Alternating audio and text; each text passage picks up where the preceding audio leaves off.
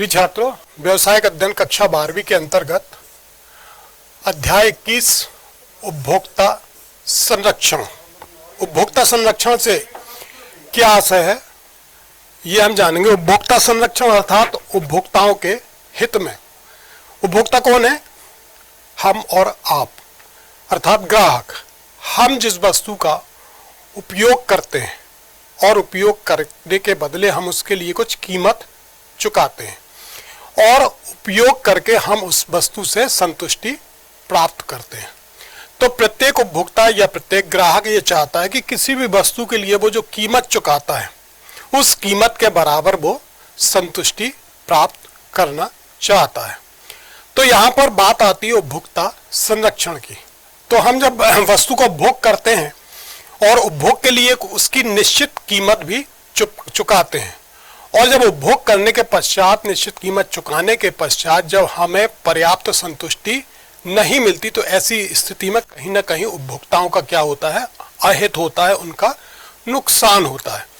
तो यहाँ पर उपभोक्ता संरक्षण अर्थात उपभोक्ताओं के हित में हम यहाँ बात करेंगे। उपभोक्ता संरक्षण के अंतर्गत कि उपभोक्ताओं के हितों की संरक्षा से है।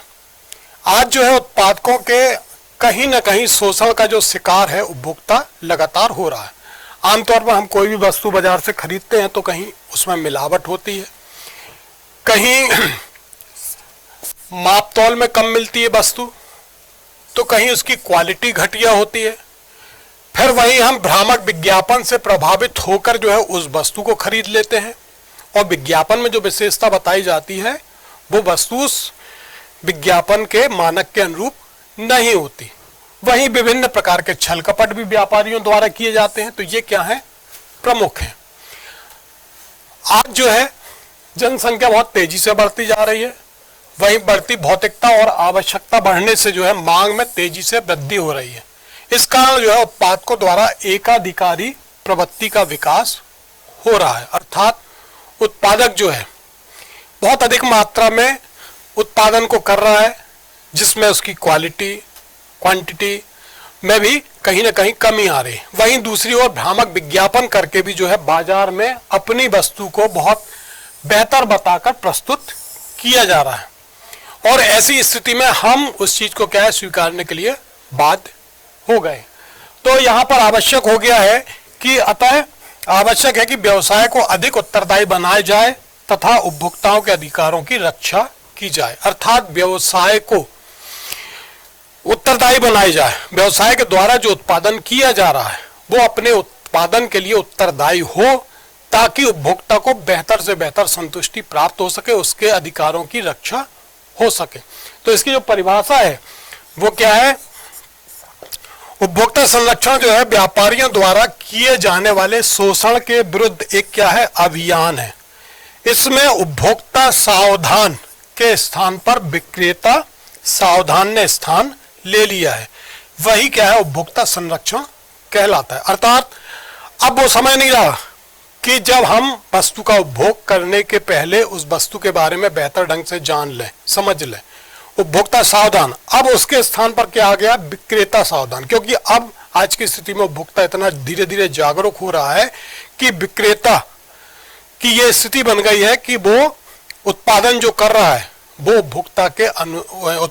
उपभोक्ताओं के अनुसार करे।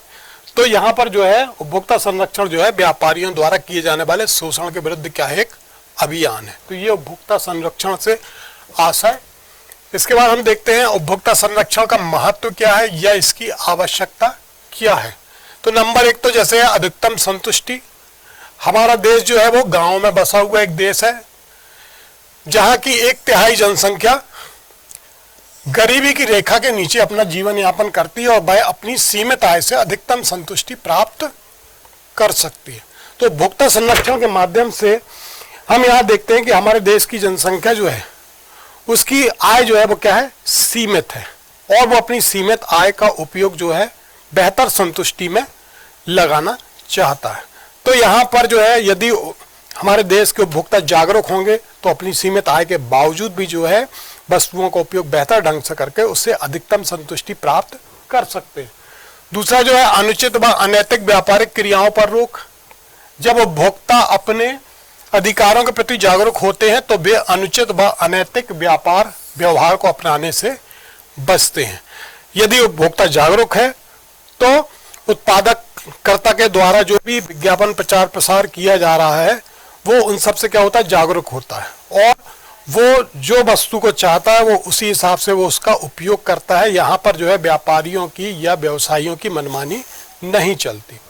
फिर उपभोक्ताओं का संगठन, इसमें उपभोक्ताओं को संगठित होने का अवसर मिलता है। उपभोक्ता संरक्षण के माध्यम से जो है उपभोक्ताओं को संगठित होने का एक अवसर मिलता है और उनमें जो भाव ताव करने की शक्ति में वृद्धि होती है, वह सही वस्तु खरीदने का उन्हें ज्ञान प्राप्त होता है। फिर उपभोक्ताओं की अज्ञानता, बाजार में जो है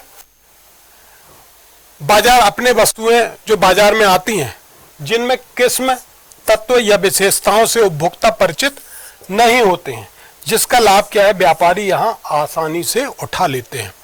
तो जो भी उत्पादन करता बाजार में अपनी वस्तुएं लेकर आते हैं, यहाँ पर उपभोक्ता जो है उसकी क्वालिटी, उसके तत्व, उसकी विशेषताओं से उपभोक्ता यहाँ पर परिचित नहीं होते हैं। तो उपभोक्ताओं की अज्ञानता का जो लाभ है वो यहाँ व्यापारी आसानी से उठा लेते हैं।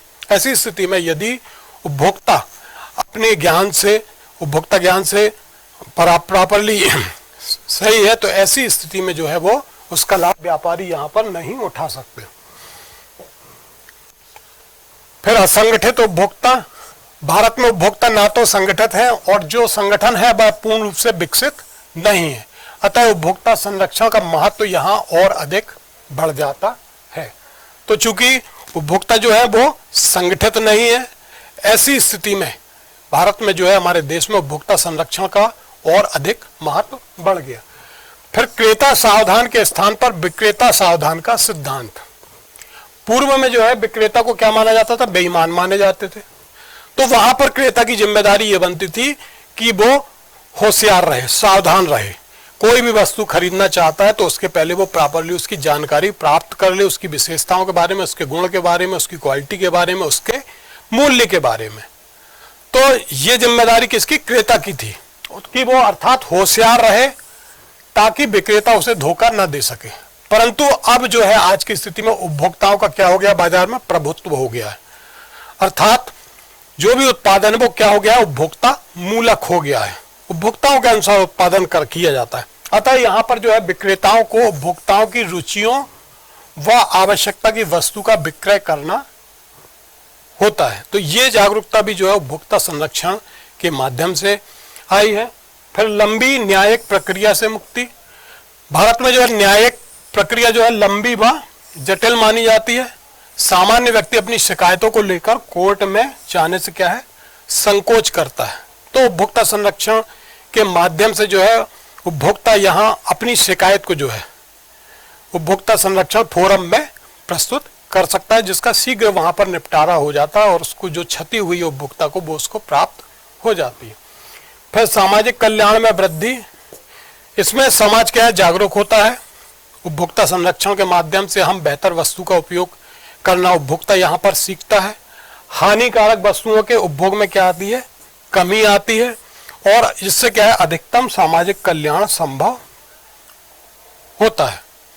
तो ये जो है उपभोक्ता संरक्षण के महत्व या उसकी आवश्यकता को हमने देखा। अब इसके बाद जो है उपभोक्ताओं की प्रमुख समस्याएं, उपभोक्ताओं के सामने जो है प्रमुख समस्याएं कौन कौन सी आती हैं। तो जैसे मिलावट की समस्या, उपभोक्ता सबसे ज्यादा परेशान होता है मिलावट से।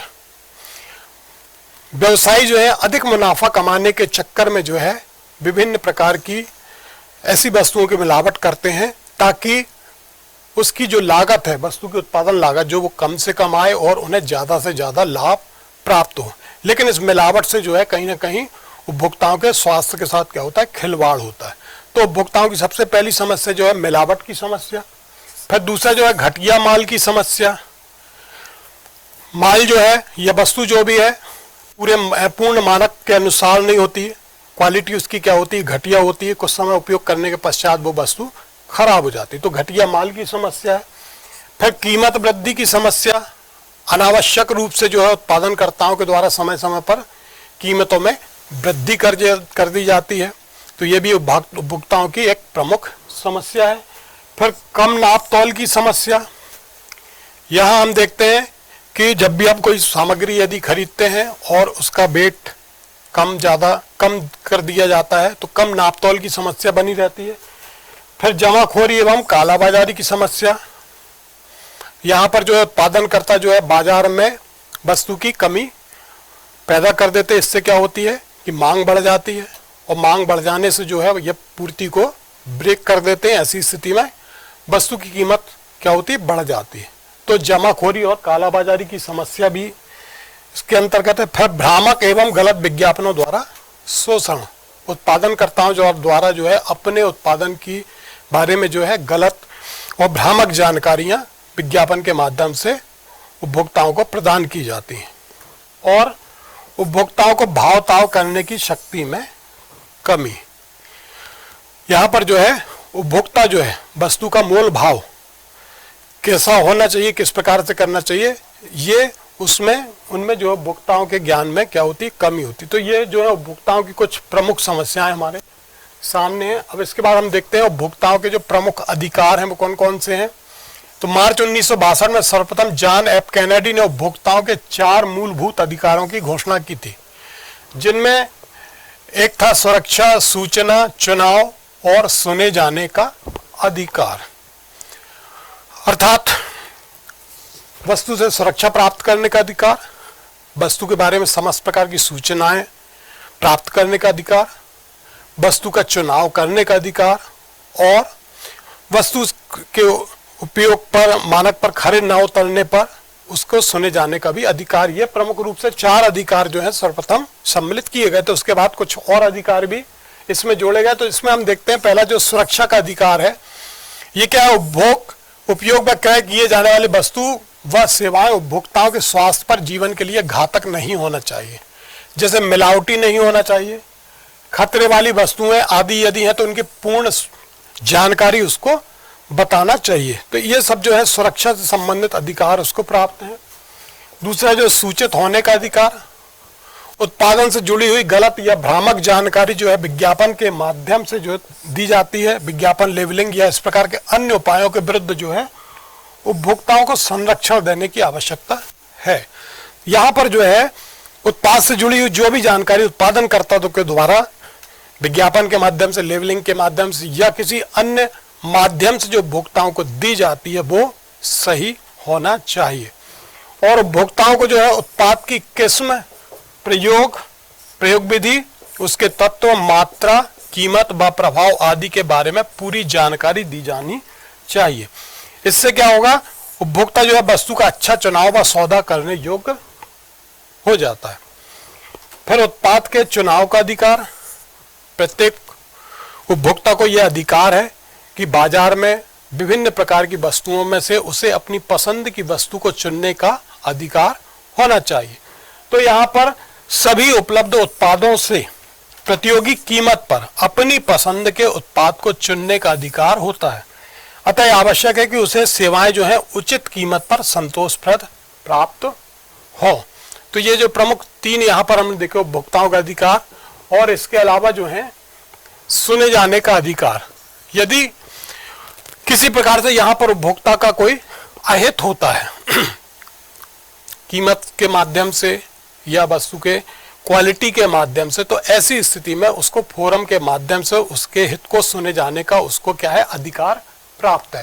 तो सरकारी नीतियों के निर्माण में उपभोक्ताओं के हितों को पूर्ण सहानुभूति पूर्वक सुने जाने का अधिकार प्राप्त है। फिर उपचार प्राप्त करने का अधिकार, उपभोक्ताओं के साथ भविष्य में किए जाने वाले गलत व्यवहार अर्थात हानि या ठगी को रोकने हेतु सभी अधिकारों को शामिल किया गया है। उपचार प्राप्त करने का अधिकार से तात्पर्य यहाँ पर यह है कि यहाँ यदि उपभोक्ता के साथ किसी भी प्रकार की हानि हुई है या किसी प्रकार से ठगी का शिकार हुआ है, जो वस्तु उसने खरीदी है वो वस्तु उस कीमत के उपयुक्त नहीं है, तो ऐसी स्थिति में या गलत वस्तु है या उसमें किसी प्रकार की क्षति है, तो ऐसी स्थिति में उसको वापस उपचार के रूप में प्राप्त करने का यहाँ पर अधिकार है। वो वस्तु को वापस दूसरी वस्तु पाने का यहाँ अधिकार है। फिर उपभोक्ता शिक्षा का अधिकार, उपभोक्ता को शिक्षा के माध्यम से अपने अधिकारों के प्रति शिक्षित किया जाना चाहिए। वह शिक्षा संस्थानों, स्वैच्छिक संगठनों आदि के द्वारा प्रदान की जा सकती। तो उपभोक्ता शिक्षा का अधिकार प्राप्त है और स्वस्थ वातावरण का अधिकार। उत्पादक के द्वारा जो वस्तुएं या सेवाएं उपलब्ध कराई जाती हैं उनका भौतिक वातावरण पर कोई हानिकारक प्रभाव नहीं पड़ना चाहिए, अर्थात प्रत्येक उपभोक्ता को स्वस्थ वातावरण में रहने का अधिकार प्राप्त है। तो उत्पादनकर्ता के द्वारा जो वस्तुएं उत्पादित की जा रही हैं वो वस्तुएं हमारे प्राकृतिक और भौतिक वातावरण में किसी प्रकार का कोई हानिकारक प्रभाव डालने वाला नहीं होना चाहिए। तो स्वस्थ वातावरण का अधिकार है। तो इस प्रकार से यहाँ हम देखते हैं कि उपभोक्ताओं को अन्य अधिकार भी प्राप्त हैं, जैसे आधारभूत आवश्यकताएं हेतु भोजन, कपड़ा, आवास, शिक्षा के साथ साथ जो है व्यापारियों के शोषण के विरुद्ध संघ बनाने का अधिकार और व्यापारियों से उचित व्यवहार का अधिकार और शिकायत करने का अधिकार आदि प्राप्त है। तो ये जो है उपभोक्ताओं के प्रमुख अधिकार हैं। इससे जुड़े हुए प्रश्न है, उपभोक्ता संरक्षण से क्या आशय है समझाइए, उपभोक्ता संरक्षण की आवश्यकता या महत्व को समझाइए, और एक उपभोक्ता की प्रमुख समस्याएं कौन कौन सी हैं समझाइए। चौथा, उपभोक्ताओं को जागरूक होने की दिशा में उनके प्रमुख अधिकारों को समझाइए।